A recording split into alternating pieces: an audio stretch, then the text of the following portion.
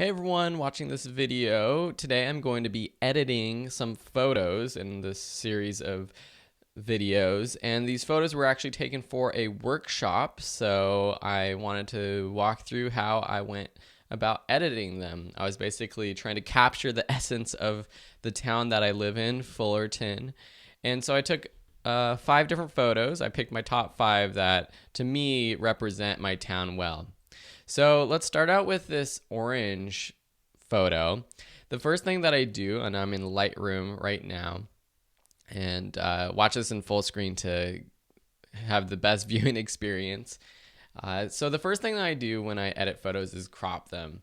And I really like how this photo is already composed, but I might just crop in a little bit, like so, using this crop tool and then dragging in the outer edge, making sure that it's locked to the original aspect ratio. I don't want to, if it's unlocked and I start dragging, I can start making it more wide or more tall. I don't want that. I want it to be locked to the original or as shot. And so I'm just going to drag this in a little bit. You can see we have the rule of thirds lines right here that help us kind of compose our images. And I want that orange to be right in that intersection of the rule of thirds. I think it just makes it a little bit more dynamic than if it's more in the center of the image. So after I'm done cropping, I'll just click done or press return on the keyboard. And so that's pretty good. It might be a little bit low, so I'll just bring it up a little bit. Something like that is good. The next thing I would do is just play with exposure. This image is actually exposed pretty nicely, so I can just see what it would look like if I bring up exposure or not, but I actually like what it's how it looks right now. And if you're using any of these sliders, if you double click them, it will go back to 0. Before I do that, I would play with the white balance, but this one, it looks natural. I actually like how it has a little bit of a warm tint to it, and so I'm just going to leave it. It was shot with the proper white balance, so I'm just going to leave that. Now I could use all of these different sliders for contrast, highlights, shadows, whites, or blacks to add contrast, or I can use the tone curve. First, I'm going to use these sliders up here. I'm just going to bring up the shadows a little bit, bring down the highlights. See these highlights over here? This is super overexposed, and I get a lot of people who are taking my photo classes wondering, well, this is super overexposed. How do I get that not to be overexposed? The truth is, it would practically be impossible to make this not overexposed if you are exposing to the orange. Unless you had a camera with super crazy high dynamic range, it's going to be blown out, and that's fine. I think it's okay if parts of your images are overexposed, as long as your main subject is exposed the way that you want it.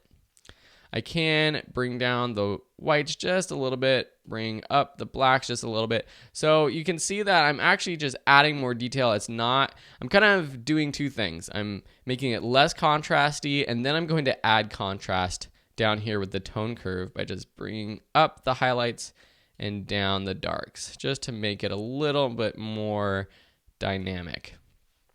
With clarity, I can increase this. The clarity basically sharpens parts of the images. It makes it a little bit more contrasted as well. And then with vibrance, I can see what it looks like when I increase or decrease vibrance. Actually, decreasing vibrance, that gives it a completely different look. It decreases the saturation of the greens, not so much of the oranges, but I don't really think I want it to be more vibrant. I like how it looks. The only thing I'm going to do with this photo is bring up the vibrance of this one orange using an adjustment brush that I'll show you in a minute. The last thing I'll do here is it's pretty sharp, and there's not a lot of noise, but I will do a little noise reduction. Just change this right here for the luminance to 25. See what that does. Let's turn it on and off. 0, 25. It's hard for you to see, but it looks pretty good. It does decrease the noise just a little bit. And then the last thing here on this basics tab for the development, I'm just going to see what a vignette would look like.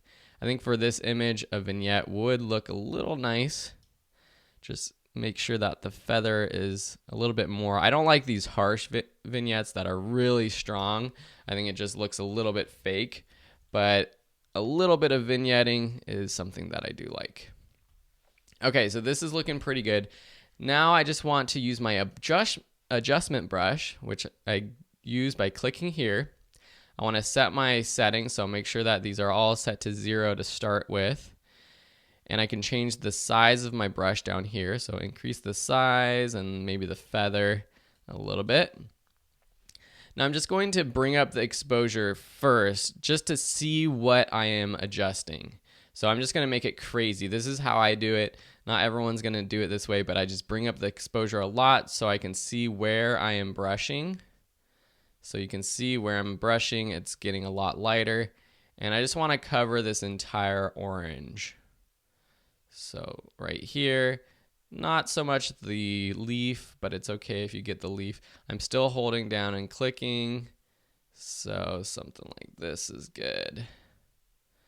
Okay, so make sure everything's covered. Okay, so that's looking pretty good. Now, if I make these adjustments, you can see what happens. I don't want to go crazy orange like that and bring up the exposure for it, but I will bring it up just a little bit. I'm going to bring up the clarity for it quite a bit. I'm going to bring up the sharpness just a little bit as well. And then I'm just going to play with the contrast, see what that looks like. So if I make it a little bit more contrasty, it does bring out the details in this orange. And let's just see if I bring down the blacks. No, I don't really like bringing down the blacks too much, but maybe the shadows a little bit, bring up the highlights, something like that. It's all a bit of a balancing act. And then the saturation, let's just see if I bring up the saturation a little bit. It's already very saturated, it's an orange. But now let's see what it looks like with it on and off. So I can just delete that and undo. And you can see what it looks like. So let's just delete and undo. So you can see what that looks like. It actually makes it pop quite a bit. And you would never know if you saw this image just like this if I had really done a lot of work on this orange. It looks very natural. You don't want it to look unnatural. That would not be good.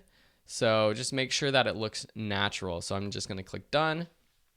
And I think that's pretty much all I'm going to do. Now, if I go ahead and reset this, we can see what it looked like originally and now. Original and now. So I might go in and tweak a little bit this adjustment brush. Maybe I increase the exposure a little bit too much, something like that.